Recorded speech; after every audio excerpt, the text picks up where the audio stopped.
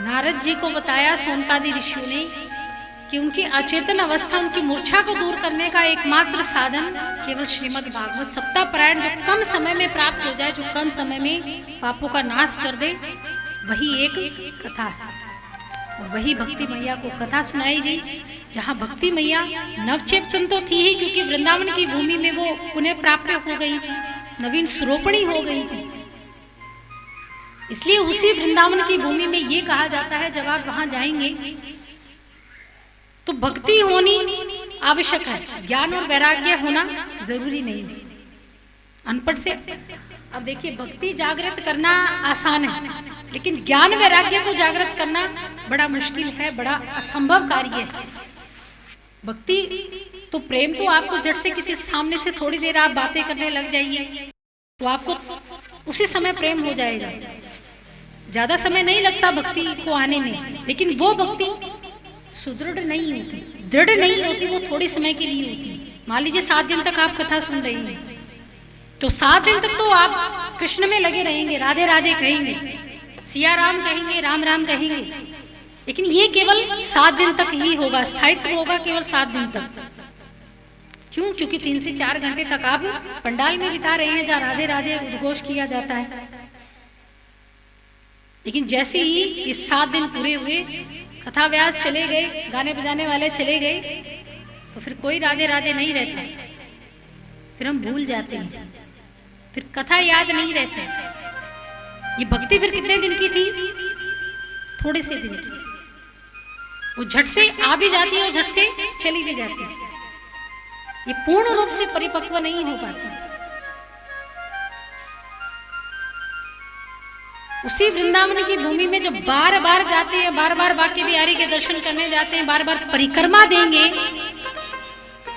तब भक्ति सुदृढ़ होती है। जब भक्ति अपनी चरम सीमा पर पहुंच जाती है, तब हमें वास्तविकता में प्रभु से प्रेम होना प्रारंभ हो जाता है। लेकिन इसका मतलब ये नहीं कि पढ़े लिखे को ही भक्ति मिलेगी।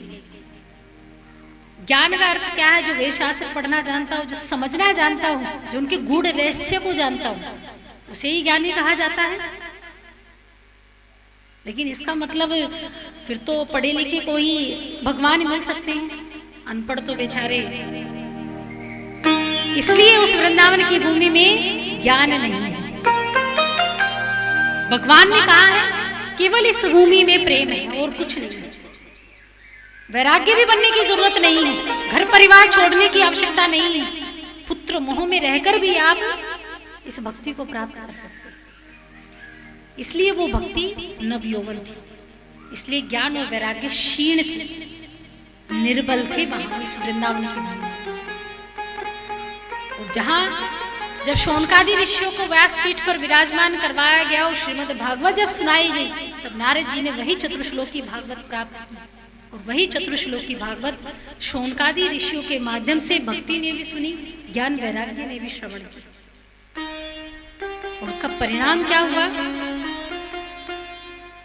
कि भक्ति की तो अवस्था वही की वही रही, लेकिन ज्ञान वैराग्य की अवस्था यौवन हो गई। अब वो भी वृद्ध से पुत्र वियोति को प्राप्त हुआ, वो भी अपनी मां की भांति। इसलिए सब तीर्थों में सबसे उत्तम तीर्थ माना जाता है वृंदावन। 84 कोस की यात्रा एक तो वृंदावन में होती है, एक 84 कोस की यात्रा होती है पूरे भारत में। पूरे भारत में भी 84 कोस की यात्रा होती है, और वही यात्रा होती है वृंदावन में, जो 84 कोस में पूरा मथुरा, वृंदावन, बरसाना, नंदगांव, ये जो ब्रज है ये फैला हुआ है। और अगर इस तीर्थ की परिक्रमा कर ली जाए तो आपको अन्य तीर्थ की परिक्रमा करने की आवश्यकता नहीं है। ये शास्त्रों में, श्रीमद् भागवत में भगवान श्री कृष्ण ने लिखा है कि मुझे प्राप्त करने का एकमात्र साधन है वृंदावन की भूमि, और कहीं मुझे मत तलाशो, कहीं मुझे मत ढूंढो, कथाओं को श्रवण करो, अपने मन को या शरीर को दोनों को लेकर चलो वृंदावन की भूमि में। आप हमेशा कुछ असमर्थ होते हैं जो जा नहीं पाते, जो शरीर से असमर्थ होते हैं। तो जरूरी नहीं कि शरीर को लेकर ही चलो, अगर मन को लेकर भी अगर बाकी बिहारी के चरणों में दे दो, तब भी उसी यात्रा का फल आपको मिलेगा।